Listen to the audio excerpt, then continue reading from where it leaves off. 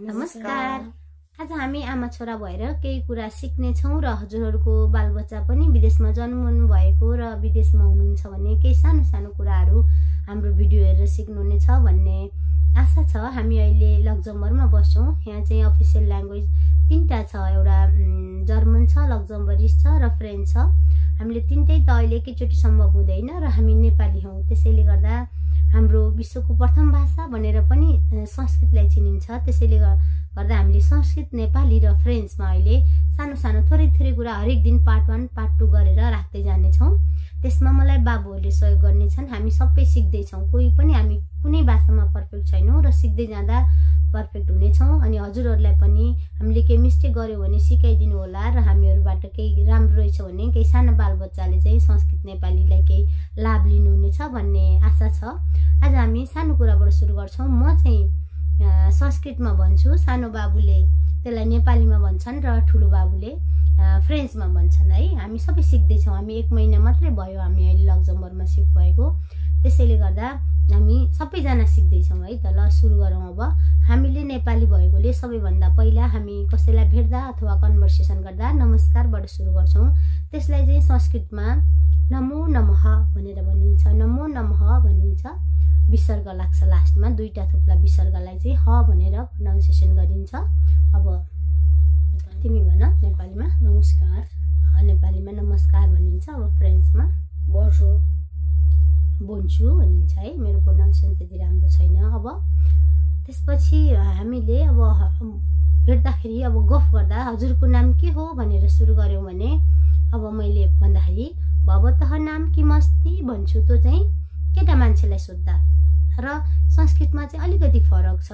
केटा मान्छेलाई भवतः नाम किमस्ति भनिन्छ भने केटी मान्छेलाई भवत्याः नाम किमस्ति भनिन्छ। भवत्याः भनेको चाहिँ लेडिजलाई सोध्दा गरिन्छ भने भवतः नाम किमस्ति भनेर केटा मान्छेलाई सोधिन्छ। मैले चाहिँ बाबुलाई सोध्ने, बाबुहरूलाई सोध्ने भएकोले भवतः नाम किमस्ति, तपाईको नाम के हो? त्यसमा नेपालीमा चाहिँ तपाईको नाम, हजुरको नाम के हो भनेर भनेको भयो।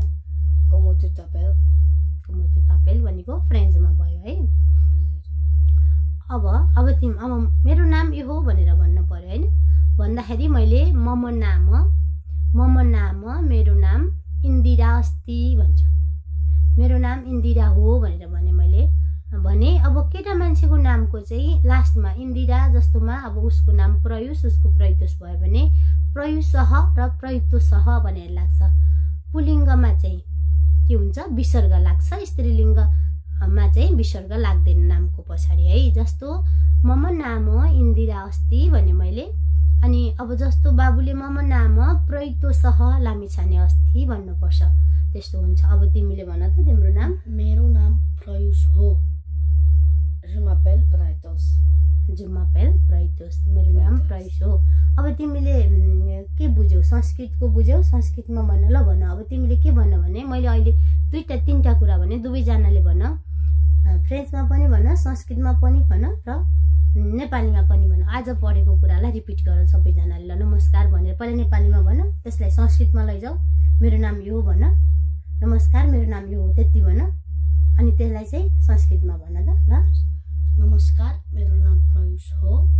अब संस्कृतमा नमो नमः मम नाम प्रयुषः लामिछाने अस्ति। Very good Prayush. अब मैले चाहिँ नेपालीमा तिमीले संस्कृतमा सबै 3टा फ्रेन्चमा नि भन।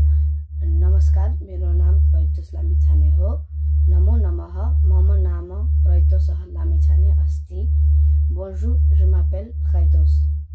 अब तिमीले फ्रेन्चमा पनि भन्न छैन, तिम्रो फ्रेन्चको छुट्टै छ। बोन्जोर je m'appelle Prayush. Very good. अब मैले पनि भन्दाखेरि नमो नमः मम नाम इन्दिरा शर्मा अस्ति। मेरो नाम इन्दिरा हो भने अब त्यसलाई चाहिँ मैले फ्रेन्चमा भन्दा जुमापेल इन्दिरा। मेरो चाहिँ प्रोनाउन्सिएसन त्यति राम्रो छैन। यसरी नै हामी सिक्दै छौं। हामीले पार्ट 1 मा यसरी राख्यौं। केही कुरा हामीले त्यहाँ लेखिदिने छौं हैन, सबटाइटल जस्तो लेख्ने छौं त्यहाँ। हजुरहरूलाई कस्तो लाग्यो? हामीले धेरै लामो बनाउँदा भिडियो लामो हुन्छ। अब भोलिदेखि छोटो छोटो थोरै थोरै भूमिका नबादिकन हामीले भिडियो बनाउँदै जाने छौं। हजुरहरूलाई राम्रो लाग्यो भने लाइक, कमेन्ट र शेयर गर्नु होला र सब्स्क्राइब गर्नु होला।